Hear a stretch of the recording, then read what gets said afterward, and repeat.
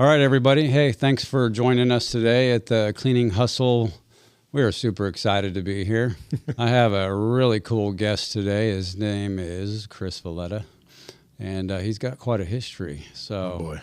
Yeah. Good to be with you, man. Yeah, I'm excited to have you here. It's just a privilege to have you here. Thank you. It's a privilege to be here. This is an amazing office.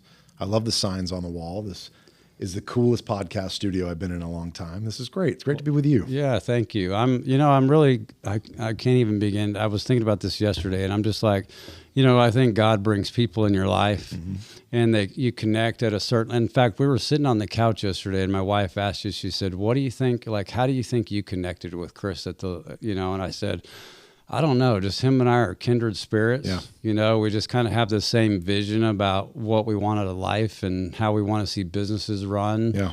And so, I just thought it was because she doesn't typically ask me questions like that. Typically it's just kind of like, just another friend or whatever. Yeah. But she kind of saw that you and I have just kind of a unique connection, even though we've known each other for a very short period of time. I feel like I've known you forever. Yeah. And it's just like you come across certain people and you meet them and you're just like, man, this is a guy I know I could hang out with for a long time. Same. And then I met your friend the other day at your house, and you said you've known him for 30 years. 30 right? years. Yep. Best And friend. I was like, to me, you can tell the character of the man by the people that they're around and the longevity of their relationship. Yeah, I agree. And so when I meet a guy like you, and then you introduce me to your friend that you've known since childhood, it immediately tells me about your character and the type of man that you are, because you've been able to hold relationships together for a long period of time. So I thought that was really pretty cool. Thanks, man. I appreciate that. Yeah, my buddy that you met was Hector Valletta. Hector and I met when we were, 15, 16, when I first moved to Texas. He's the best. Went to high school together. We played football together. We went to college together, roommates. And there was a group of 5 of us in high school. And to this day, we're all still best friends. And then what'd you tell me? You had a name for the 5 of you guys? Yeah, the band. The band. Yeah, we got the band. In fact, our group text with each other, it says the band. Yeah, good. Apparently they all have iPhones, right? Oh, yeah. Yeah, they do. Thank goodness. You can always tell the groups that don't have iPhones, you can't put a name in them. It's like, come on, get an iPhone ready. Yeah. And it's great because that group, we've all gone different directions, right? We've all had different careers and married, kids, and busy and all that stuff. But we can all sort of use that thread as a way to stay connected and share pictures and updates and help each other. And that's kind of the way that group works. It's just we serve each other, we serve our friendship, we laugh, we joke, we have fun. And that's the way it was when we were 15. It's still the way we are all these years later. And that's the best part about it. Yeah, but it's still work, right? Like you got to make the effort. Yes, you do have to make the effort. But I do think, and I bet you'll agree, that I think the older you get, the more value you put on those types of relationships. Definitely. And I don't want to say the less value you put on others, but I think you start to focus in on the types of friendships and relationships you want to have in your life and the ones you don't. Right. And I think that comes just with experience. Yeah. And that is certainly true in business. But the personal relationship I have with those 5 guys, those are the ride or die guys, right? And those are the guys that no matter where you are in the world, you pick up the phone, someone's going to come and be with you if you needed them to be there, just like I would for them. And that's the caliber of individual you want in your life, at all times. And I don't think that is inconsistent with what you want to strive for in business. I just think the types of relationships you want in business should strive towards that. You should be in pursuit of that. Yeah. Why shouldn't you be? Oh, yeah. Well, and they've probably seen you at your lowest moments. Oh yeah. Yeah. And so there's that certain level of trust that they accept you exactly the way you are. That's it. And you don't have to put on a facade. You don't have to act like something that you're not, because they've already seen it's, it's like my best friend that him and I are, I think you're probably the same way. You get to the level where you're like, you don't even call them friends or brothers. Yeah. And I mean, we've seen each other go through. I've seen him go through 2 divorces. I've seen him have nervous breakdowns on jobs and vice versa. We've seen the worst of the worst and we've seen the best of the best. Yeah. And you get through those valleys with people in relationships, and they know this is somebody that I can trust no matter what. Lack of judgment, right? Yeah. You never feel like you're going to be judged by these guys. You never feel like you just feel like it's home when you're around those people. Yeah. And I think that's the best kind of relationship where you can be, like you said, your true authentic self. There's no filters. Yeah. Right. We can filter everything today, right? You take a picture, you can put a million filters on it, make yourself look completely different. You know, those guys know who I was then. They know who I am today. They know what I've been through. And thank God for that, because you need that in your life, right? You can't filter your way through life without, you know, in an inauthentic way. You've got to have people that know who you are and feel with you, because that's what we're called to be as a community. Yeah. Well, and it's, you know, I know at least in my relationships, I want men around me, and I even say this to the guys that work alongside me in businesses. I don't need people that just tell me yes. I need people that are ones that they care enough about me to tell me the truth. Yeah. They care enough about me to say, hey, I think you're out of line here, or hey, I think you're heading down the wrong path. And then it's having that mutual respect with that individual to be able to go, you know what, you're right, or I need to really think about that, or I need to self-reflect on that, or whatever that looks like. Yeah. And to have, I mean, it's a treasure to have people in your life like that will just call you out and say, you know, it's not a true friend that just lets you go off the rails and fall into the ditch. It's somebody that say, hey, you're about to go off the path here. You know, couldn't agree more, man. Iron sharpens iron, right? Yep. When I first heard that, obviously years and years ago, it was then put in context that, you know, a dull piece of iron cannot sharpen another dull piece. Right. And you need people that are sharp to come at you and you said it perfectly, Dan. You just said you have a mutual respect between each other. Mm-hmm. You know, these people that you have a profound respect for that are coming to you out of love and compassion and respect, saying, hey, Chris, Dan, listen, man, that is not good for you. Right. Or you could be doing better if you did X, Y, and Z. The way that you will receive that from that type of person is you're going to coach you're going to take that as coaching. And if you receive it the right way, you're going to put it to action. Yep.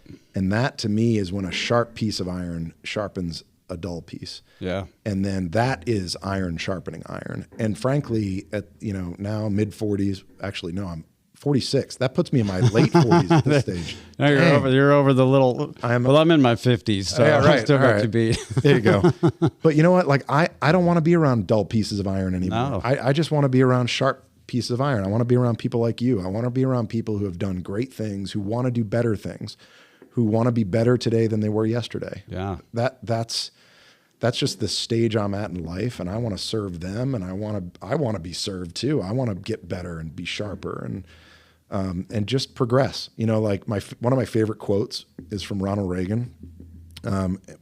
He was saying that, you know, progress will be measured in inches, not feet. Yeah. But rest assured, we will progress. Yeah. And I always love that. And people think that you've got to make these giant leaps in your life, but that's not true. It's just baby steps. It's one foot in front of the other. Yeah.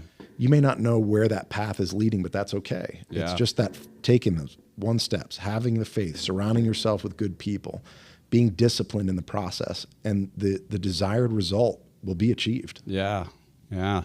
It's like I was sitting in my office one day talking to my COO, and we were talking about trust.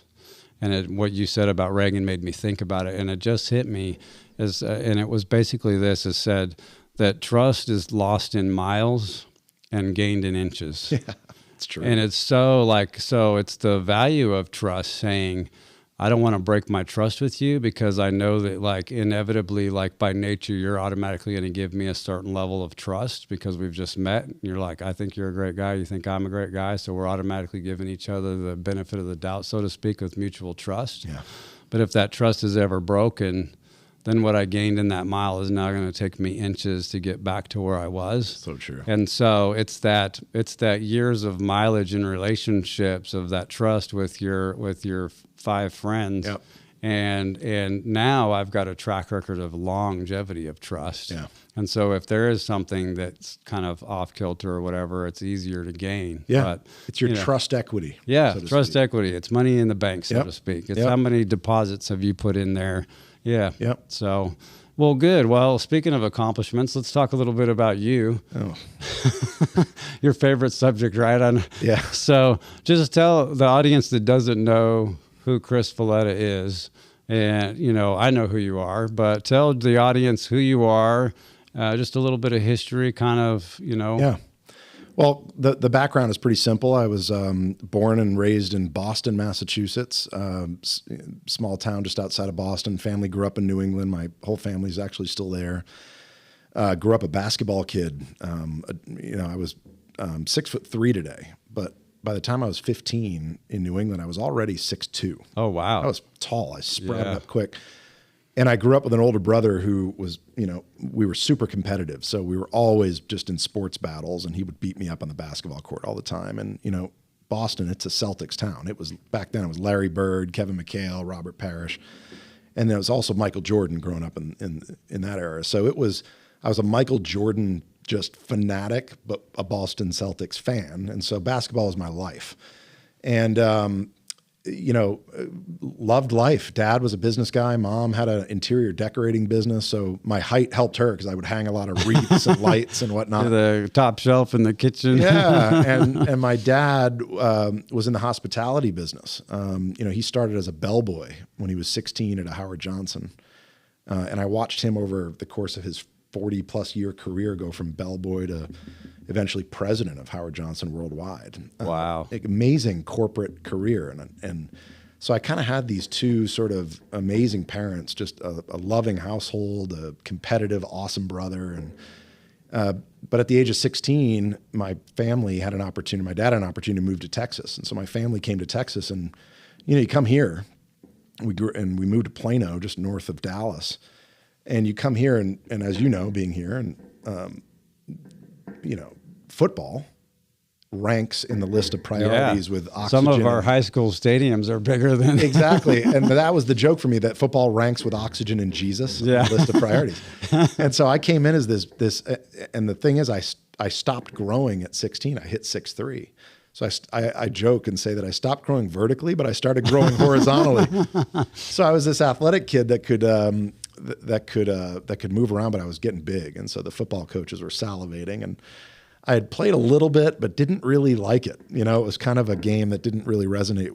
So basketball was your big thing? Yeah, always was my passion. Not really realizing that, I was getting this athleticism and quick feet and all that stuff from basketball. And then, I came here, and the coaches were like, listen, if you're even moderately good at football, you could get a scholarship.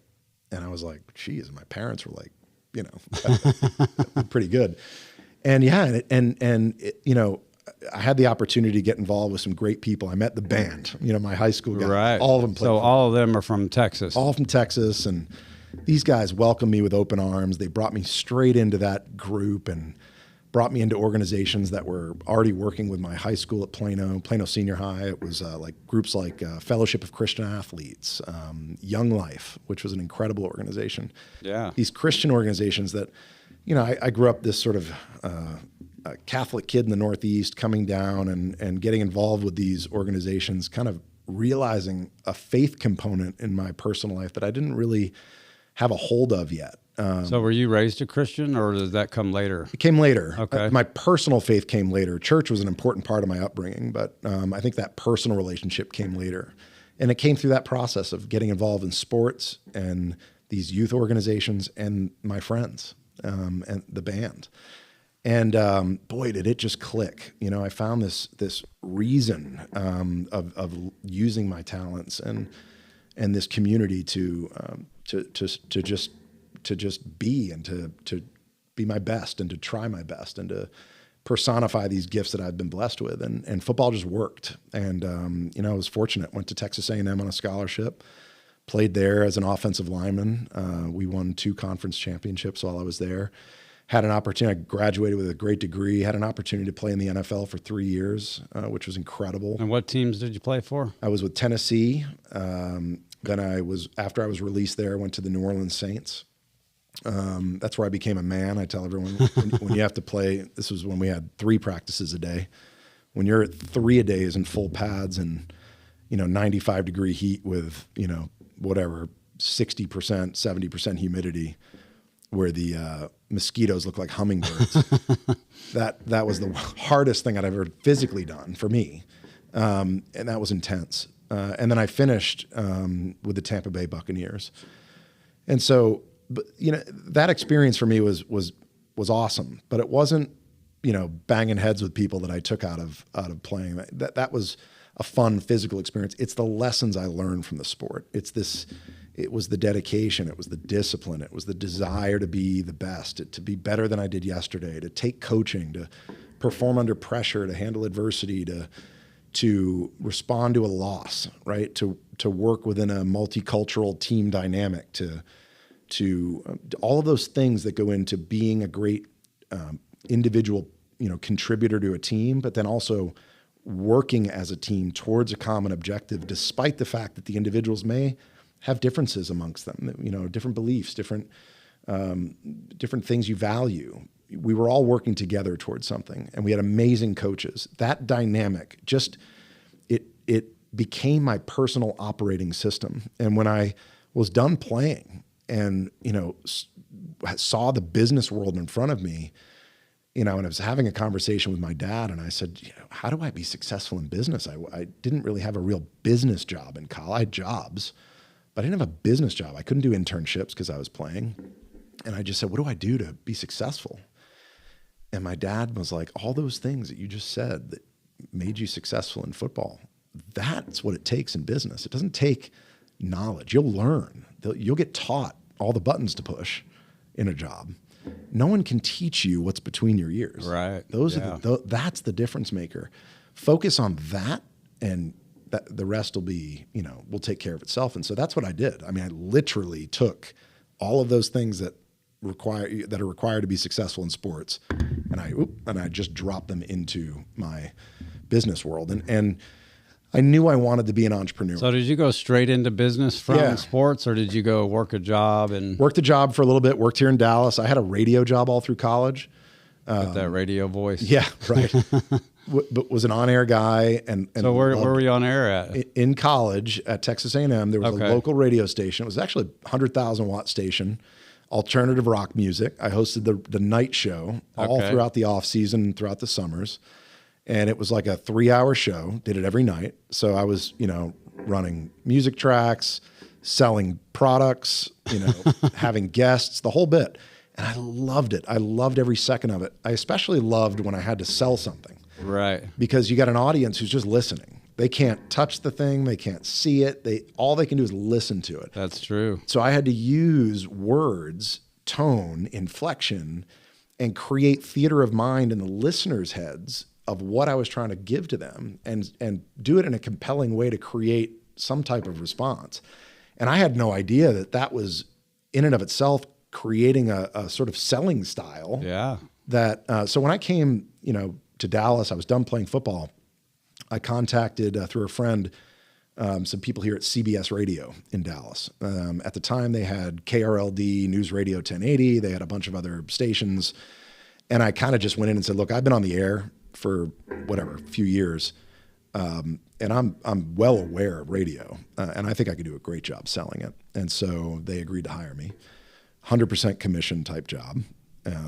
And I came in and quickly. So you were selling radio spots, selling radio, advertising and things like that. Selling radio and DFW. As that happened, a few months into it, there were some real estate models, some unique real estate transactional businesses that were popping up that were sort of leveraging some of the unique ways to move residential real estate. This was before Zillow and before Realtor.com and some of the online ways. This is back when I'm aging myself now, but whatever. This is back when people, if you wanted to sell your house, you still put it in the classifieds newspaper. And this is also right around the time eBay was a couple of years old. Okay. And I thought, man, if I could move property through eBay, I could take the experience I had selling stuff, creating theater of mind, that sort of direct response selling mentality, and I could apply that to the way I position real estate. And then instead of putting it in classifieds, maybe I could put it on eBay. I had all these, so I tried that with one of my first properties, and it sold in like 6 minutes online. Wow. And I was like, you're like, this is working. It works. And so, so I knew I had something there. And so I doubled down on that, and that worked. And then so you were selling houses, or what were you selling? Yeah, just residential homes. On eBay. On eBay. It was a great place. eBay, I would still use classifieds. They don't do real estate now, do they? No, I don't think so. Back then, they just let you sell whatever. I think so, yeah. And I was using there was a creative way of using different legal avenues to move real estate in between owners and banks and investors. And it was a fun business. It was like one of those things where I had a mentor, thank goodness, that was doing it, who kind of showed me the back end of the house. I just came up with a very new way of doing it on the front end, and it just worked. Wow. And it kicked off an entrepreneurial career that took me to New York City, and was able to jump into some consumer product brands and take my experience in creating that sort of response and demand. And it worked. That was part of growing and scaling different businesses. And then in 2008, we launched a brand called Mission. And that was my most recent company until now, what I'm doing. But Mission was a heat safety and performance brand, all about keeping athletes, laborers, warfighters, anyone that had to work in the heat. It was all about keeping them cool and safe and comfortable. And we built Mission from nothing. And we sold apparel and accessories that had technology embedded. So how did you find the technology? Was it something you invented? Partially, and then we found some technologies that we were able to acquire, have exclusive licenses to. There was a whole portfolio of technologies we ended up getting. But it started really with one. And it was this fabric that when you introduced water to it, it would get really cold. And it wasn't soaking wet where it would soak you when you put it on. It was a towel. You could wet it, put it around your neck, and it was like having an air conditioner around your neck. Wow. So you're out in 90 degrees, that's going to feel really good. So we started with that and grew Mission to distribution in over 30,000 stores in the United States, all the major retailers, Home Depot and Lowe's and Ace Hardware and Walmart, and everywhere you can buy products. And then also launched in the industrial and commercial space, outfitting all of the global employees with UPS, all the drivers that drive around, all the hats they wear, the neck gaiters they put on, polo shirts, arm sleeves, everything that they wear was made out of our technology. And we started outfitting employees with companies like Delta and Halliburton and US Steel and these workers. And I had just a really in-depth look at the service workers of this country, the people that are keeping us moving, right? Like people that you don't really think about every single day. When we wake up and we go to our offices and we do our thing, that there is an army of Americans out there that are keeping our economy moving every single day, that we rely on. That if everything, if there's a pandemic that comes, they still need to keep moving, right? And so had tons of exposure to them. And along that journey with Mission, was exposed to everything an owner and founder and operator could be exposed to, and so was it, how many were involved in the startup of all that? It was two of us. So it was the founder, Josh Shaw, and myself as co-founder. And then we made our first hire, was our head of operations. Her name was Lisa. She's a rock star. And then you just start adding people, right? We had a college intern. Her name was Kaylee. She's still with the brand today. She's head of global sourcing. And so how many employees is the brand now? It's headquartered up to about 23 employees, sales reps, independent sales reps all over the country, different groups that we work with that specialize in certain things, but core employees over 20. Nice. Yeah, great brand. So Mission's still cranking. I actually stepped out of the brand, out of the day-to-day in January of 2024. So that's fresh. That's only a few months ago. Yeah, fresh. Working with the board, staying on as an advisor, still a shareholder, but had a really unique opportunity to kind of come on the other side, and took a role as president with Sidekick Operators.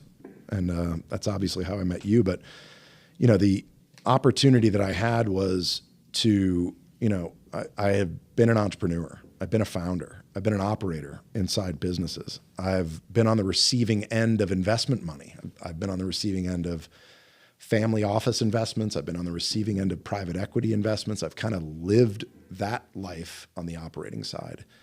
And I lived kind of the stigmas that are associated with it, the pros, the cons, the ups, the downs, everything that comes with it. And, I also have been seeing the challenges that exist, just trying to grow and scale any business. It's all about people, right? Yeah. Trying to find great people and trying to find your place in your niche and trying to be innovative and expand. There's so many challenges beyond just capital that a business owner has to deal with. And You know, Sidekick, which is a family investment office, was founded by Phil Miner and Justin Steen.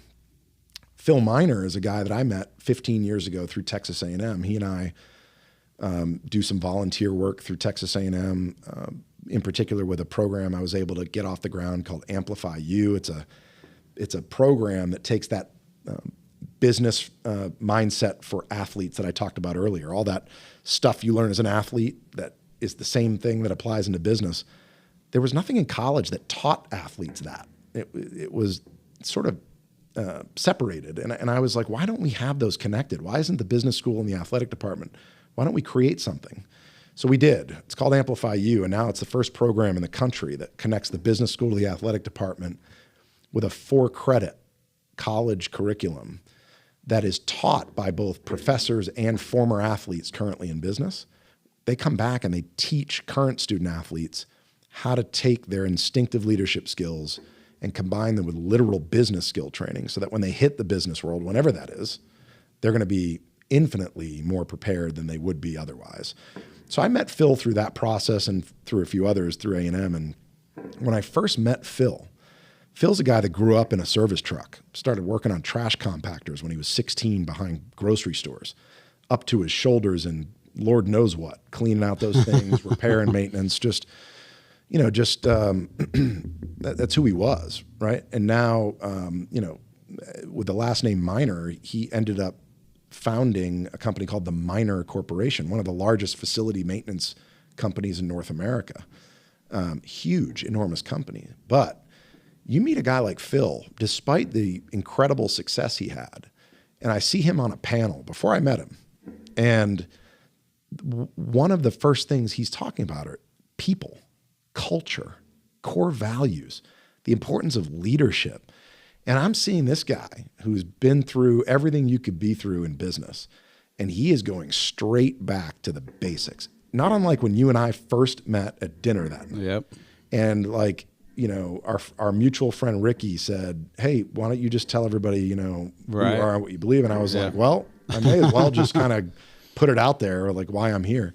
And I talked about leadership, and I talked about the importance of people, because when someone that has achieved success, like I had seen this guy Phil, I knew he achieved success because I'd heard about him. And then he didn't get up there. He wasn't talking about like how smart of an investor he was or how great of a business guy he was. In fact, he was talking about the opposite. He was basically saying, look, I came out of a service truck, but I just knew that any success I had as an individual was due to the people that I had around me, period. That's it. It is about people. It is about culture. It's about core values. And along his journey of building the Miner Corporation, he had everyone in the sun trying to throw money at him, everybody. And, a guy like him who's having success, but in his mind and in his heart still feels just like he was still in that service truck, still climbing in and out of compactors and fixing dock doors and levelers and conveyor belts. And people are coming in saying, listen, you're growing, you're scaling, you're expanding. We want to give you money to grow. But the people that are doing that are just really smart finance people with Harvard MBAs or Wharton degrees, but they've never run a business. Right. They've never actually had to manage people, or they've certainly not been in a trash compactor. Right. You know what I mean? So Phil and his partner Justin, who was president of the Miner Corporation, about 6 years ago, they left and started a family investment office called Sidekick Operators. And the premise was very simple. It was effectively starting the investment firm that they really could not find when they were seeking out growth capital. And it was simple. Start an investment firm, and the only people that are really allowed to work there are people that have actually run a business, founded a business, understand what it's like to build a culture, to deal with people, but most importantly, like everybody's got to have that heart of service, that heart of culture, and a belief that core values and people are what take you to the promised land, nothing else. Yeah. And capital, if you've built a great business and you need growth capital, that's a commodity. Yeah. It really is. There's enough money out there. If you built a good company, money will come at you. It really is what's behind the money. And so when I had the opportunity to step out of mission and look for my next opportunity, especially at a point in my life where I only want to be around sharp iron and not dull pieces. And I see these people like Phil Miner and Justin Steen who have done it right their whole careers, right? They've made mistakes. They've, of course, they're human. They've made mistakes, but they've done it right. And they've done it right because they've done right by the people. You know, and I talked to them. They gave me an opportunity to come in as president of the company and to be out front and to do things like this and to meet people like you and to talk about what we can do different for business owners, where we can come in and say, look, we don't want to just come in and write you a check and then gut your company and take your leadership out and change everything. No, we want to come in and replicate the magic you've already created, put it on display for the world, amplify what you've built in Dallas or in Oklahoma City or in Salt Lake City or in Los Angeles. And we want to take you from a local, company to a national prominent brand. And we can do that with you because we've done it many times over, because we're interested in legacy building. Because, and I'm starting to like ramble here a little bit, but if you really take it full circle, Dan, it comes right back to the very first thing I told you when we met. Yep. That if we don't invest in these types of businesses, and we don't invest in people like you and people like that have these mission critical operations, then first you have to agree that these mission critical operations, that if the pandemic comes, these companies still have to be up and running, right? Yeah. If you don't agree that's the backbone of the economy, like first we have to have a conversation. But these companies are the engine of the U.S. economy. They are. I think we proved that through COVID. Of course. Of course. I mean, we never shut one day in the whole COVID piece, because it was all of a sudden we were the most needed group of, because it was like we had to do disinfectant sprays. We had to do, be on the spot for if there was a COVID outbreak in one of our buildings. We had to get in there and disinfect everything and clean. And protect your own people in the process. Yeah, right? and the whole process of that, trying to make sure our own people didn't get sick. I think COVID really did teach us through that whole process. There's a lot of things that taught us, but it definitely taught us what was essential, No doubt. And I think that's effectively what we're trying to convey is that if we've got to make investments in the right people and the right businesses that ensure our prosperity and security as a country. That is legacy building. If you go to our website, very first words you see are team, impact, legacy. What is your website? Sidekickoperators.com. Cool. Yep. And so if somebody's trying to, let's say, because our business is kind of unique, because you could have somebody that's making $5,000 a month. They're in the janitorial business. They're a business owner, but they're not doing millions. Yep. They're trying to push to those levels. If they're trying to create a goal, like, hey, I want to team up with a company like yours, or what are you guys looking for when you're looking at an organization? Because obviously you have a certain criteria that you're looking for, and so if you're talking to a young entrepreneur and you say, maybe they're not ready, they're not at that point, or they're trying to scale, what would be your advice to them? Because there's a lot of I would say the ones that watch this show on YouTube, they range $1 million a year in revenue and less, and they're all trying really hard to push to those next levels. Yeah. And I've been there. I started the company from scratch, and so you have the cash flow problems. You ever worry about whether you're ever going to be able to make payroll or pay your subcontractors, or so they're just trying to grind out the day to day. But the ones that I personally know that are in the business, they really do want to be that national brand at some point. They really do want to keep pushing to those different levels. So what advice would you give somebody that's kind of in that $1 million or less revenue range, and they're saying, at some point I'd like to connect with Chris and I'd love to get involved in what you guys are doing and that type of thing? What is the thing that they need to do in the gap? Yeah. Oof. The chasm between, success and the chasm between success and failure. Or we could put it differently, the chasm between, the $500,000 a year in revenue and $1 million in revenue. That distance is infinitely deep, but it really is only inches wide. Yeah. Right. It's the little things that make up those inches. I'll give you a story to kind of put that in context. Quick story when I was with Mission, we did a lot of work with professional athletes. In fact, Serena Williams was one of our athletes. We brought her into the fold early in the company. She was part owner in the business. And on our first production shoot with Serena, we had a break during the shoot where they had to break down the equipment and move it to the other side of the facility. We were at her tennis club. We had about a 15-minute break. And I told her, hey, Serena, you can go inside, cool off, take a break, get some water. I'll come get you as soon as we set back up. Great, no problem. She goes inside. Equipment gets set up. It's 15 minutes. I go in to try to find her. She's nowhere to be found.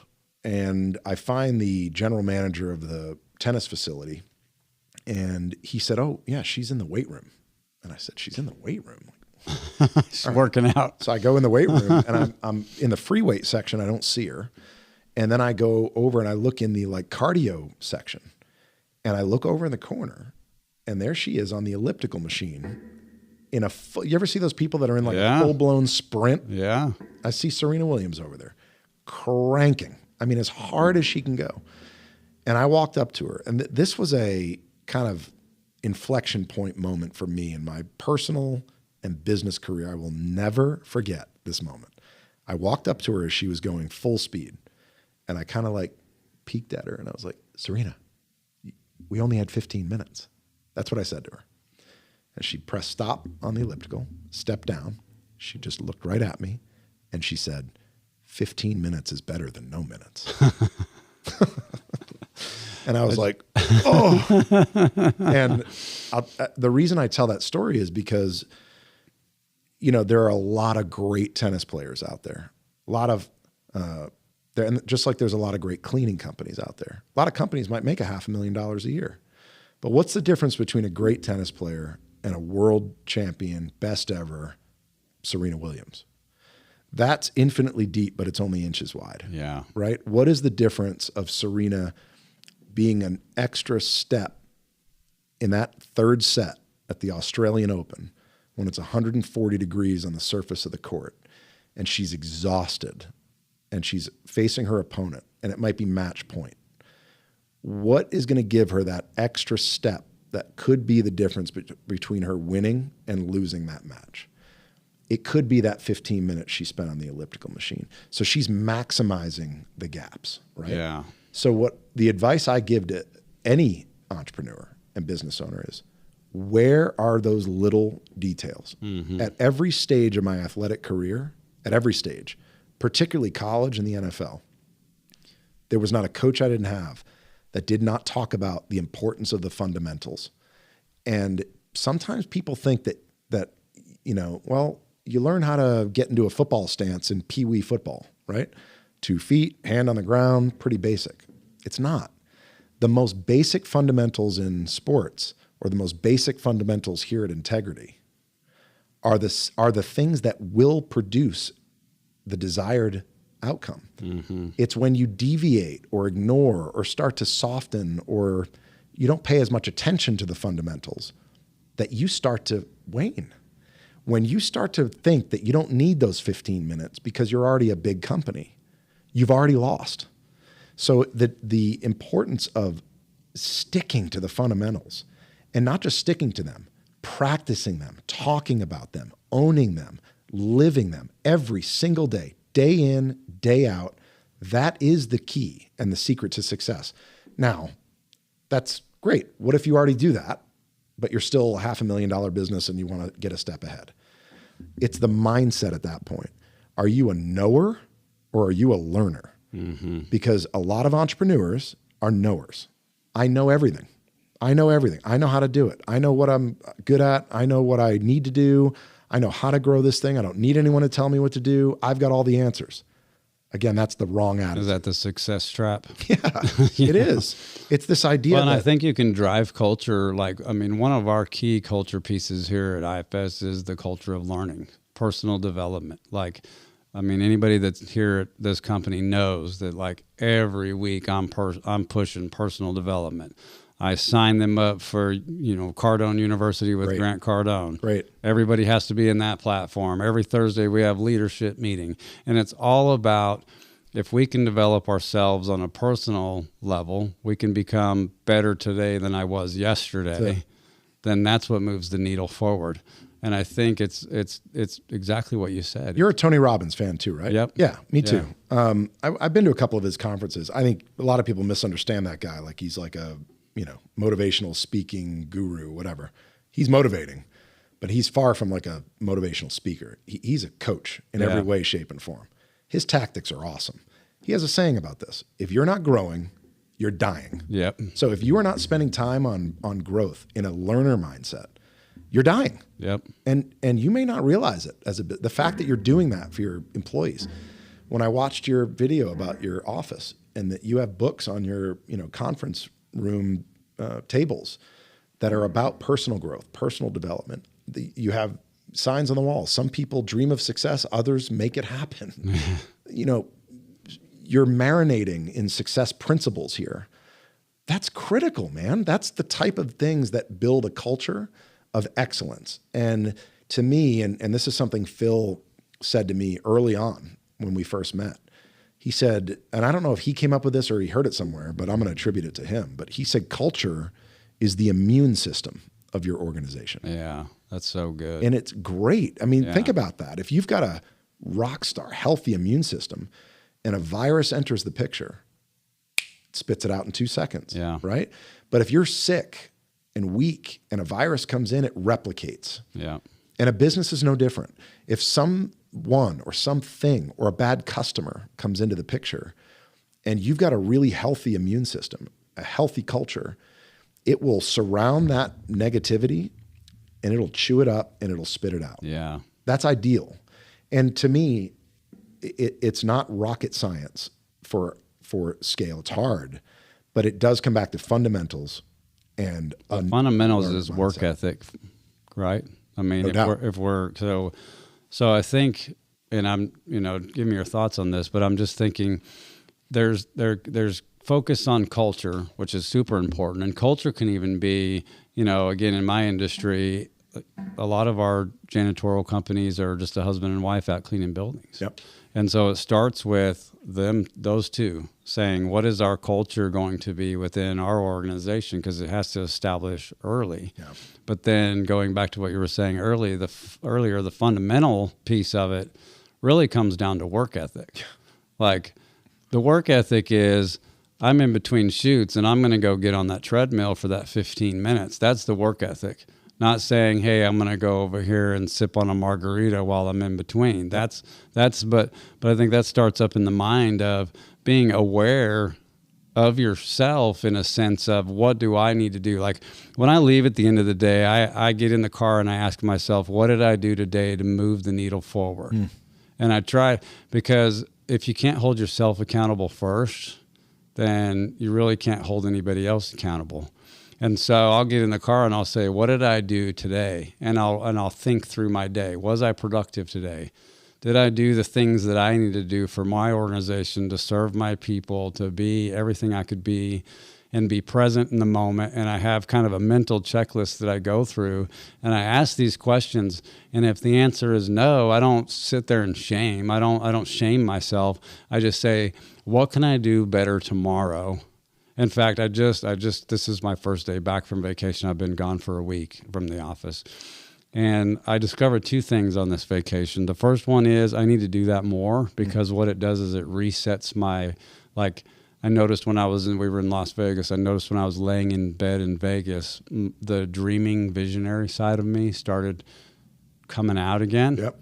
And I think what happens for me is I get myself in such a situation of there's so much grind, there's so much stress, that I tend to just be like, I'm under that so much that some of my visionary, my dreaming side tends to subside. Yeah. And so, having the ability, because I think what happens with hustlers and people that really want to grind it out, they want to have the fundamentals, they want to be on the treadmill any 15 minutes they can, is we get so far into that side, the other side, that we let life pass us by. Oh, yeah. And we don't enjoy the little moments. No doubt. Being present, being available, loving people the way you need to love people. And so I think there's a good balance of the culture and also the work ethic piece of it. I totally agree. I feel like, boy, a lot of what you just described comes with experience, right? Sometimes you got to get chopped at the knees before you kind of realize what that is. Or if you can adopt a learner mindset early,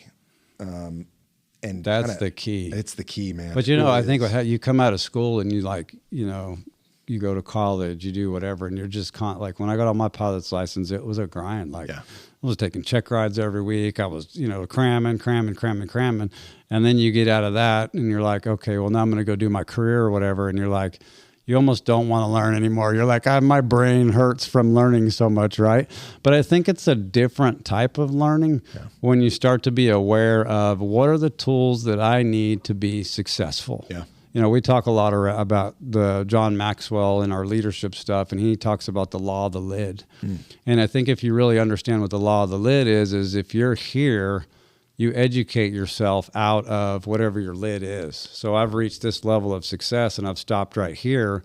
But I think what happens is people go, well, that's my capacity. That's where I'm at. But you can actually self-improve and learn yourself up to the next level. So being able to stop and identify like what are my gaps and what material do I need to learn? What was the second point of what I was going to say on this trip that I had this last week was, even in the hustle and bustle, we went to shows and we were doing all this stuff. I was still in my mind thinking about where are areas that I need to improve. Yeah. Like I suck at Excel spreadsheets. Like I can't stand it. Just like my eyes glaze over. I don't want nothing to do with them. And then I heard a podcast or something I was listening to, and they were talking about, in fact, President George W. Bush they always ask him, what makes you a successful president? And he said, I learned to staff my weaknesses. Mm-hmm. And so I was thinking about, as a CEO or a business owner, you constantly think you have to be all things to all people at all times. And that sometimes means, like in my mind, I'll think, I have to be the spreadsheet guy. I have to know QuickBooks inside and out. I have to but what I suddenly realized on this trip was like, no, you don't. That's why you hire people that are experts in those areas, and then you let them give that information to you.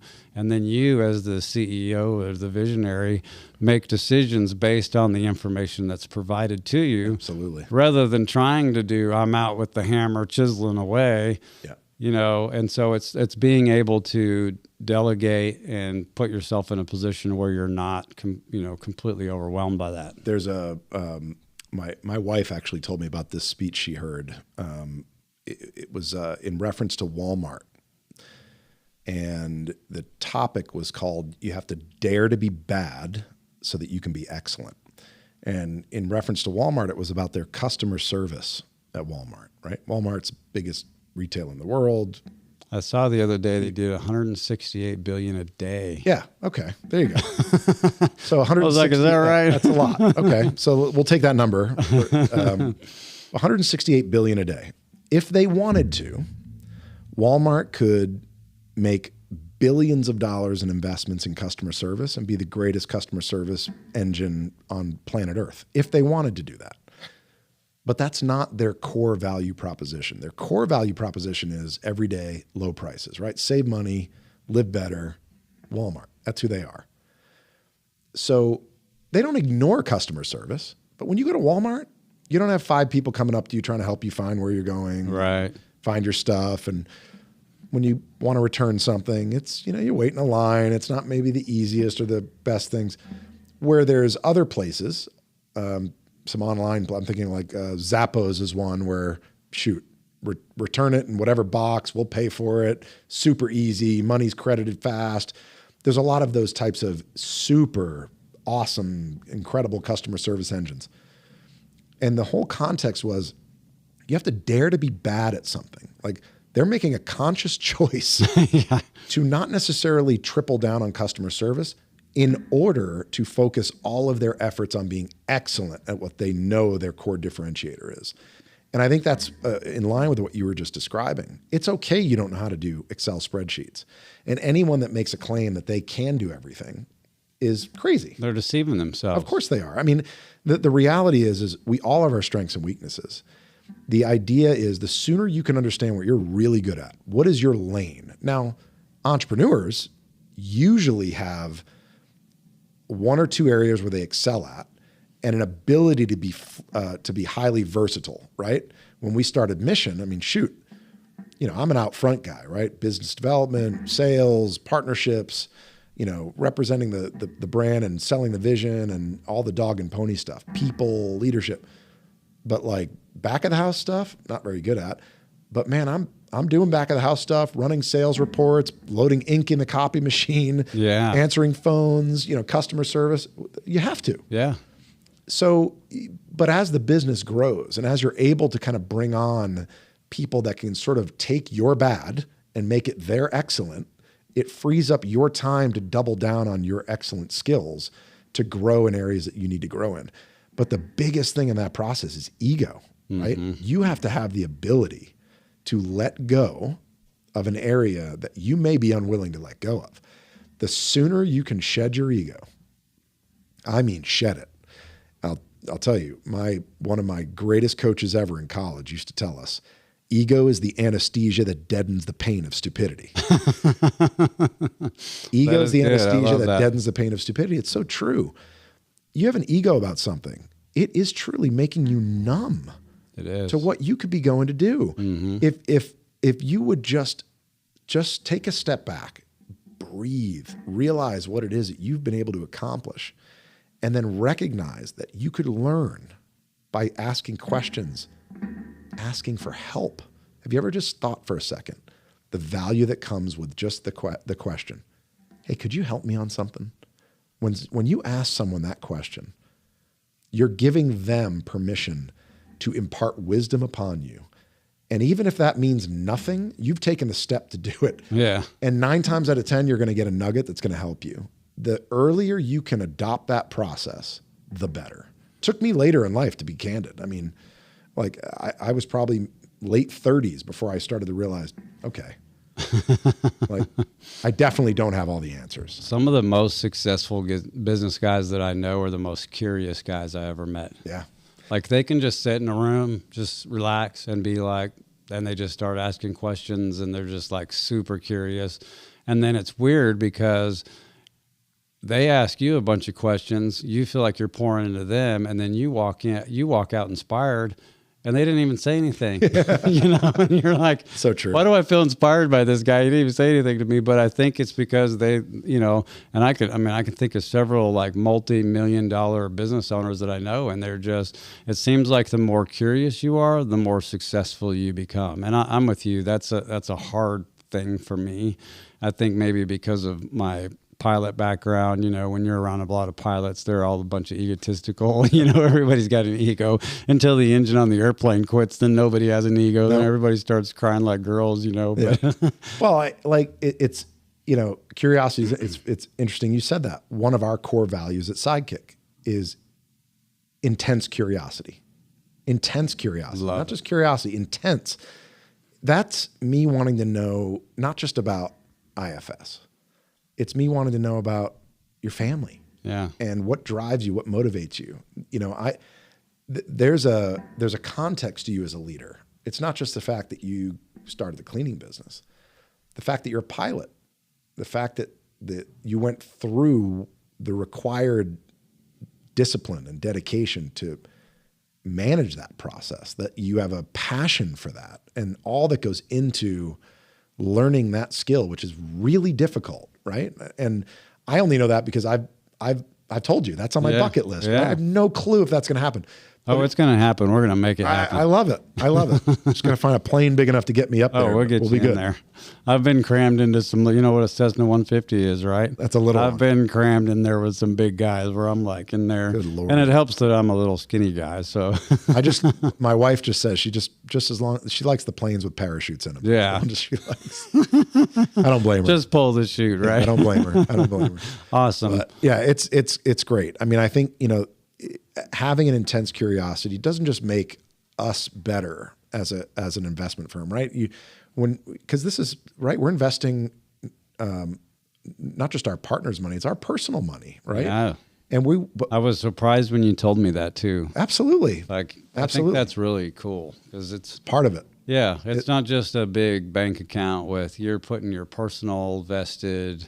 Yeah. Like it's in a sense, I believe in you because I'm willing to take out of my pocket and put into there. Yep. And so that's a whole different, and that also helps breed that culture. Yeah. Because I've heard horror stories of capital investment groups come in and they just completely gut out companies and everybody gets fired. And then, in fact, I heard one over the weekend, and, it's like they come in, they invest all this money, and then everybody leaves and the whole company goes out of business and everybody loses, and so. They're not all like that. But you do hear those stories. 100%. And listen, I mean, that's the unfortunate reality. There are stigmas out there that are true. There's 6,000-7,000 private equity firms out there. But there are several really good ones, right? Several ones. And we work with some of them. But we work with them only because there's been years of history, right? Mm-hmm. Years of working that sort of cultural bond where we know them, they know us. That takes time. That takes like relationship building, cultivating values together. It's like a marriage almost. But you're right. I mean, and I didn't have a situation like what you just described when I was with a mission and we were on the receiving end of private equity. But I certainly had the compressed timelines, the decisions that felt, restrictive, and you got to move fast, and you felt like we were always in a rush to do things. And I always say it's not like we were making the wrong decisions. But I always, in a way, felt like maybe some of the decisions weren't always right either. Now, granted, mission is great. Company's awesome, on a great track, and ultimately the decisions we made and the company is making are good. But there was that feeling, right? Whereas I think we want to approach it differently. We wanted to come in and tell people like you, look, you are where you are because you've been hustling. You've got the grit, the determination. It's amazing what you've been able to build. And there's typically two categories of people we work with. You and I have talked about this. It's people like you, right? Young, still got a big runway left. You want to keep growing. You want to build a succession plan. You want to build a legacy. This is every bit a piece of you and your family, as you are to yourself. Yeah. I mean, it's an extension of you. And this is important. This is an important piece to you. We understand that component of it, I think, to a greater degree than most, because I think we've all lived it. Well, and everybody that's there has lived the grind. Right. So we've lived the grind. I think it's a lot like I tell our subcontractors when we're trying to onboard new crews, is that I fundamentally understand what it takes to clean a building because I clean buildings. I was there. I had the backpack strapped to my back. I did the 40-hour straight strip and wax jobs. So I have a compassion towards that, and I understand what it's like. Whereas if, I just recently heard of a janitorial company that sold here in the Metroplex, and the buyers had no prior experience in the janitorial business. They didn't really know what they were getting themselves into. And you get somebody that comes in like that, they don't understand what a crew goes through when, you're going down the hallway and the vacuum cleaner, the cord breaks because the prong's still stuck in the wall and you've still got half a building and 5 more buildings of vacuum, and you're like, oh, what am I going to do now? And what do you do in that situation? Well, what I've done is I've actually taken tape and run it around my arm and went through the whole building like this. Some of the vacuums are built where you can run to Walmart and grab a cord. Wow. But there's, and that, again, that comes back down to that extra piece we were talking about, the work ethic. I never left a building unvacuumed and used that as an excuse not to vacuum a building. I figured out a way. That's great. I love that. That's just how you have to do it. My dad, when he was, obviously grew up in the hotel business, but when he was running the Howard Johnson business, which was all franchised operations, I remember him telling stories about how some of the franchisees would make comments. You don't know what it's like to run a hotel. And he's like, yeah, I do. He's been in from a bellboy to front desk to front office to sales to back off. I mean, he did every single thing inside of a hotel. So to your point, like you have vacuumed the floors, you've stripped the wax, you know exactly what they've gone through. You have a context to have a conversation with them that somebody like me, right? I have no authority position to come in and talk to a janitorial person about. Now, if I just showed up with a check and said, oh, listen, I read a book about how to grow a janitorial business, and here's a great way to do it. Here you go. It's a lot different. Yeah. Than I've actually done it. Here you go. Yeah. I'm going to work with you side by side, and we're going to grow this thing, and we're going to do this and that. It's a totally different context. That's what we're trying to do, but do it in the context of people and developing people and making an impact on those people and in the communities they serve. And in so doing, building a legacy that doesn't just take care of the people that were part of that business, but creates this sort of circular economy. Justin, our CEO, talks about this almost every single day. He talks about our core values. There's not a single day that goes by where Justin is not mentioning one or two or more of our core values as a company. And we're always talking about this wheel that when we are long gone, what's happening for our kids, like our families, like what have we done that's going to benefit the long haul? And it's not about money. Like you and I have had this conversation already. Like money is the result, right? It's people. The pursuit is the purpose we're trying to put in the world. We have kids and we've got a lot of challenges in this world right now. And we can address these challenges in different ways. We all have to serve in our own capacity. We can serve by carrying a gun and going off and fighting. We can serve running for public office.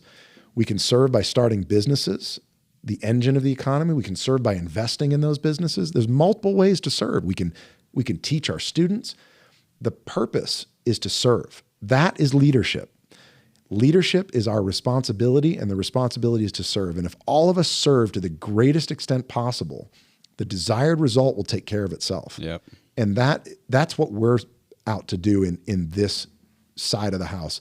It's a different twist than anything that's really been done before. But frankly, I look at the landscape of what's being done and what's been done over the last 30 years in the investment space, and I just look at it as antiquated. I look at that and I say, look, that world is still listening to music on CDs and cassettes. Right. This is Spotify. No, you innovate or die. Yeah. And the world has changed. The Gen Z population that are the service professionals are going to be cleaning those buildings and fixing those trucks. They don't want to just work for a paycheck anymore. They want to work for a company that believes something. Yeah. That believes in a cause bigger than themselves. And if you're just out for a paycheck, you're going to have people turning every single day. You're never going to be able to create a culture of belonging and belief. And if you don't think that way as a business, you won't be around long. And we have to think that way as investors too. Well, and it's really funny. I mean, exactly what you said. So I have a unique situation here because we use the subcontract model, and I get to watch subcontractors grow as a result of what we're doing. Sure. But what I get to see is the outside looking in, and I can almost tell you immediately if someone's going to be successful or not. Oh, how? When they start getting hung up on every single penny that a job pays, I know they're not going to be successful. Because the ones that, I've got a guy and I love him to death. He's been with us 15 years. The guy never asks what a job ever gets paid. Like he just knows, A, we're going to take care of him, and B, we've always been fair, so he's never lost on a deal. But the ones that I see that right out of the gate, like they're like, well, what's it pay? How many, all of those little pieces where they're so hung up on the dollars that they miss the big opportunity. And so it's like, over and over and over again, I have empathy for them because I'm just like, if you would just stop being so hung up on, like when I started cleaning buildings, I never looked at the individual. I just looked at the whole of, okay, I'm making $3,000 a month. Now I can feed my family. Yeah. If I have to work 12 hours a day, I have to work 12 hours a day. I'm bringing the money in, you know? Yeah. Whereas it's like, well, then they start overanalyzing where it's that, you know, the ones that always worry about the money and overanalyze are the ones that I've seen have not been successful. But the ones that are ready just to jump in, I want to make this work, you know, because like you said, the money will take care of itself. Yeah. Because you'll be rewarded because everyone that's looking at you or seeing you is going to be like, you know what, that's a person I want to invest my time and effort and energy into. Yep. And then I can give them in one conversation some support and some coaching that will change their world. And now a building that took them 2 hours to clean, now they're only doing it in an hour and a half and they're not missing a beat. And then they do that 3 or 4 times. Now you just gained all that money you thought you weren't making. Now I've taken it from where you thought you were making $20 an hour. Now you're making $35 an hour. And now you can add another building to that. So now you can bring more money into your family. But it's that level of going, like, seeing the big picture and not getting stuck in the weeds. That's incredible. You know? That's incredible. What do you see attitude-wise amongst those subcontractors? Like, do you see a difference between people that have really tremendous sort of attitudes towards their work? Like, I don't know how else to put it, versus just so, and I think the attitude actually intertwines with the piece I was just saying. Yeah. Because the attitude is, well, I'm not going to do that job unless it pays right, or I'm not going to do that job because that's just not worth my time, effort, and energy. Yeah. You know, and it's like you're hung up on the job and you're missing the opportunity. Yeah. And so it's about like, okay, what about partnering with a company like ours where the opportunity is huge? Don't get hung up on one job. Think about the 10 or 15 jobs that you could have working here. Yeah. And so I think they're parallel to each other. It's the person that walks in that has that can-do attitude. I want to do this. I'm here to serve. I want to see this successful. And those are the ones that end up becoming successful versus the ones that walk in and right out of the gate, they're like, well, what's it going to pay? You know, and it's those two are like this when it comes to attitude and what they're trying to do. And I mean, I can promise you, I could walk through an interview and we're interviewing a subcontractor and I could just poke my head in the room and listen for 5 minutes and be like, yeah, that one's not going to work. Wow. And then 6 months later, I was like, I told you guys it wasn't going to work, you know. Wow. And then there are ones that have the best attitude, but life keeps kicking them in the butt. Yeah. You know, we've got a young lady. She's been like, when I first met her, she was 17 years old, pregnant out to here. She had a backpack vacuum cleaner on. She was vacuuming a big old 300,000 square foot church by herself. And I just sat there and I was just in awe. And I was like, now that girl's going to be successful. She can conquer the world. Grit. And then and then down the road, 6 months, fast forward, she's making a lot of money with us, but then she had a major family thing that happened in Mexico. She's young, naive, doesn't know how to make decisions, left us high and dry. Just, you know, threw the keys and was like, I've got, like, somebody got murdered in the family in Mexico. It was just, and you could tell she was razzled. She was young, immature, didn't know how to make decisions, left, dealt with whatever life threw at her, and then texted me one day out of the blue and said, hey, I'm back. I really need work. You know what my response was? Yes. Yep. Because I knew that circumstance that she was in didn't define who she was. Yeah. It's just she was trying to react based on what was happening to her. Wow. So what defined who she was to me was when I saw her vacuuming when she was almost 9 months pregnant, and I knew she had a work ethic and the right attitude. She still works for us today. Wow. And so that's where I say that's that defining difference. Yeah. And then us as leadership and how we look at individuals is like, you know what, that's somebody I can pour into. Yeah. That's somebody, when they walk in the office, you can put your arm around them and go, you know what, I'm proud of you. I saw where you were when you were 17 years old. Yeah. You know? And so that's I could go on for hours about that, but that's what I live for. That's a beautiful story, man. Yeah. I that immigrant grit, you and I will never be able to replicate it, no matter how hard we think we work. I talk about it because my wife is an immigrant, right? Yeah. My wife came from Colombia. She came when she was 17, successful entrepreneur. I think about it daily. I can never match the level of grit that she has or the woman you just described have. That is a tremendous asset in our country. Yeah. I don't think we take advantage of it nearly like we should because I mean, that's a whole nother path we could go down that we probably won't, but it's tremendous. That's the caliber people that need to be put on display. Yeah. Because that is a cultural element that is so necessary. It's like, similar. We were just driving down the road the other day. There was a family selling flowers for Memorial Day. Beautiful setup. And this woman was walking around selling flowers. She had a baby strapped to her front. Wow. Flowers on one side. I mean, just hustling, man. Like grit is grit is special. When you see somebody that has grit and work ethic, it's like, dang, just. And us as leaders, we want to do whatever we can to help them. You know what I mean? So special. Because if you live by and I know you do, if you wake up every day, and this has been my prayer for the last year, is I wake up every day and I ask God, put somebody in my path that I can serve today. And I was actually living in this apartment across the street, and it just hit me one day, like every day, because if I'm serving, then I stop thinking about myself and all what I consider problems that are really not problems. But if I can stop every single day and say, God, and then when I see somebody, then it creates this awareness of, is that the person you want me to serve today? Because now all of a sudden you notice the homeless person on the corner, or all of a sudden you notice the person over here that you didn't notice before, because now you're looking for it. And so I love that, man. I believe leadership is truly service, right? It's our responsibility to serve, full stop. Like a life of service is leadership. Yeah. But I don't wake up every day and say that prayer, and I'm going to start because of what you just said. That is beautiful. It's exactly the way we're supposed to live. Yeah. Who are we supposed to serve? Who can I serve today? Yeah. I love that, Dan. That's awesome. Well, we're almost at time, but I got to ask you one last question. Oh boy. I know you. So we can't end the podcast without talking about my favorite show. So I'll tell you a little story. So I'm hardcore, like apprentice dude. Like I never missed one episode.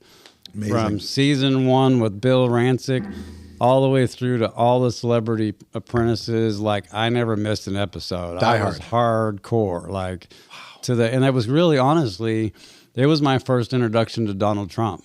I didn't know who he was from Adam prior to that. And so if I'm remembering correctly, was season 4 was the Street Smarts versus Book Smarts? Was that the season? No, I think that was the year after. Okay. Mine. So I was on season 4. Okay. Of the Apprentice. Yes, that was. So let's take 5 minutes and talk about that experience, and we'll close the podcast with that. Oh man, it was great. I just finished playing ball. I was back here working, started that real estate company, and that was kind of what had the success. It was like, the headline was like ex-jock turned entrepreneur, right? So it was a perfect story for TV. And they came to Dallas and did a casting call. And I went with my brother. And, I had enough time in radio and production to know that. Like what they're looking for? Like they're looking for good stories. And I was like, all right, well, what story would they want to tell about me? And they would tell ex-NFL guy turned entrepreneur. So they told us you're going to get, you're going to go in a room with 15 people. You're going to give your elevator speech about who you are, and that's it. And so that's what I did. I walked in. I said, my name is Chris Valletta. I'm a former NFL guy, turned entrepreneur, started the real estate business. Here's what I did. I would love to have the opportunity to be here. I think I could learn a lot. And that was it. It was very quick. And then I saw her take my folder or my sheet or whatever, and I saw her put it in another pile. I was like, oh, that's cool. So you're like, that's either the win pile or the lose pile. Yeah, I was like, it's one or the other. And so they called me back for the second interview and the third, and then I had to make a video. And then I made it to the final round, which was they flew like 30 people to Los Angeles to interview with Mr. Trump. And then he selected the final 16 and he picked me. His first interview question to me, and I didn't know. So were you nervous when you walked in the room? Yeah, I didn't know much about him other than The Apprentice. He wasn't known as like he is now, obviously. Well, no. I mean, he was just a big real estate guy, and then also had 3 seasons of that TV show. So in my mind, he was more of just a big TV person. Right. And so, but I expected I was told it was going to be a business interview. he's going to dig right up into your past and everything else. And so I walked into this room and it was just me and him, no cameras, no nothing. I sit down, I shake his hand. He stood up to shake my hand, which I thought was cool. And then first question he said was, how much do you bench? You're like, what? I actually was like, well, obviously not enough, or I think I might still be playing or something like that. Right. We had a little laugh and then we went into it, and yeah, he picked me and I joined the show. It was awesome. I mean, look, I'd never done a TV show before, but I'd always been, I was always the mouthpiece, the guy that loved to talk. So it was fun. It was great experience. So what's it like to be fired by Donald Trump? I'm sure everybody asks you that, right? Yeah. Not that fun, to be honest, but a blast. I mean, I was fired on the second episode. You're a car guy, so it was a Lamborghini episode. I remember that. I had to build a marketing campaign. You were the team lead, right? I was. Yeah. I had to build a marketing campaign for Lamborghini. It was guys versus the girls. The girls just cleaned our clock. I mean, just so much better than what we did. And I took a stand that there was one person on our team that was destructive. He wasn't the reason we lost, but in terms of team synergy and cohesiveness, I was like, this guy's got to go, because we're not going to be able to win anything in the future unless we don't bring this guy. So I only brought him back in the boardroom, and Trump was like, yeah, but he's not the reason you lost. This other guy is, and you didn't bring him back, and so I got to let you go. So that's man. But anyway, it was after the show that that's when I moved to New York. Actually, that was the kind of the prompt that got me to get up to New York. But Mr. Trump, and this is all politics aside, this has nothing to do with what he's doing now, but I had written a book, a manuscript. Yeah, so tell everybody about that book, because I know they're going to want to buy it, because I'm in the middle. I'm in the middle of reading that book, and I know it's been written several years ago, but it's still very relevant. Thanks, today. man. It was called Teamworks. It was the gridiron playbook for building a championship team that wins, and it was basically the idea that sports principles in business. It was kind of the intersection. That's what I wanted, and I had the manuscript ready, and I was like, I wonder if I could get a quote from Mr. Trump, like something like, you flip over the back of the book and it says, read Chris's book. It's great. Something like that. And I knew his assistant, and I had spent enough time with him during the course of the 8 weeks we were filming that show. And I thought, geez, maybe I could get a favor or something. So I printed the manuscript and I sent an email to his assistant, Rona, could I get a quote or something like that? And I put it in a FedEx and I sent him the whole thing. And anyway, a couple weeks later, I got an email back from her, and it said, Chris, we received your manuscript. I gave it to Mr. Trump. Unfortunately, I apologize. He was not able to provide you with a quote. However, he did notice that no one wrote your foreword for you. So he went ahead and did that instead. I hope that's okay. And I was like, oh my gosh. So he just did that. Wow. And so, he wrote the foreword, and then that was incredible. I mean, I had no aspirations to do anything with that book other than just the personal goal. I had always wanted to write a book, and that was the personal goal to do it. And it still was, I never went out on a book tour. That was never anything I wanted to do. It was just me. I wanted to write it. The fact that he did that for me was unbelievable. And it was beyond meaningful. And then it was only, I think, a year later, my dad had a big company conference in Vegas. He brought all like 5,000 of his franchisees together for they do it every couple of years. Huge conference. They bring in big music acts, big speakers, and sort of off the cuff, he's like, hey, see if you can get Trump to come and speak at my conference. And I was like, well, I'll ask if you want me to. He said, yeah. So I called his assistant, said, hey, my dad's doing this conference. Here are the dates. And she said, well, I have no idea what his schedule is, but we'll see. And sure enough, a couple weeks later, Chris, Mr. Trump, well, he'll be in Las Vegas. He'd be happy to do it. Wow. His speaking fee was 6 figures. It was huge. And, I just connected my dad's company to his people, and all that happened. And his speech was awesome. He made fun of me for firing me. It was funny. But it was after it was over, they went to pay him. And he said, no, donate it to Chris's dad's company charity. I don't want it. Wow. That's awesome. It was awesome. Yeah. He wrote me a letter of recommendation when I was off that he didn't have to do on my 40th birthday while he was in office. He wrote me a happy birthday letter that I got in the mail. While he was president of the United States. Him and his wife. That's amazing. Yeah, it's hanging on my office wall. I don't know if you saw that. I did see it. I didn't get to read it. Look, I'm not getting into politics. I don't care who you vote for, and you just as so long as you vote. But there were some pretty cool things. Yeah. That were very meaningful that he did for me. That helped me. Yeah. Tremendously. And I'm thankful for that. Well, it's got it has to have had a huge effect on you in the business world. And I mean, I can't imagine being in the presence of a businessman like that and not being affected by it, not being able to look at yourself and say, man, that's really motivating. Yeah. I think at the end of the day,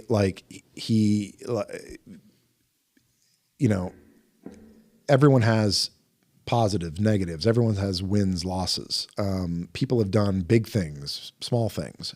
I just like learning. I like learning and growing, and I like being authentic to who I am. I'm beautifully broken. I'm a faith-filled person. My wife and I live by the 3 F's. It's faith, family, fun. Yeah. I am in a position now where my drive, my passion, my skills, and my values are completely in alignment, where I get to talk to people like you every day and just work with unbelievable founders. I get to learn about new ways businesses are growing and scaling, and the way people deal with their employees and their staff, and the innovation that's out there. It's a dream come true scenario for me. I couldn't be in a better position. So the only thing I want to do is just pour into other people in the best way I know how, and to use all available means at my disposal to do that. And we will have a lifetime relationship. We just will. Yeah. It doesn't matter what happens on the business front. I'm here to serve you, and I know that. And vice versa. Right, and that's just the value of what we have. And there's going to be an infinite number of connections that will come out of just our relationship. Yep. And that's the beauty of all this, man. And if we can get more people to do that, the world will be a better place. And I just think that's what we have to impart on our kids and on the listeners and on, everybody around us. That's what it's all about. Yeah. Yeah. Great. Awesome. Well, we'll end right there. That's a perfect ending. This was great. Thanks for being on the show. Thanks for letting me do it. Yeah. Thanks for coming and hanging out. This was fun. Yeah. It was a great time. I really appreciate it. Heck yeah. Thanks, Matt. All right. Thank you.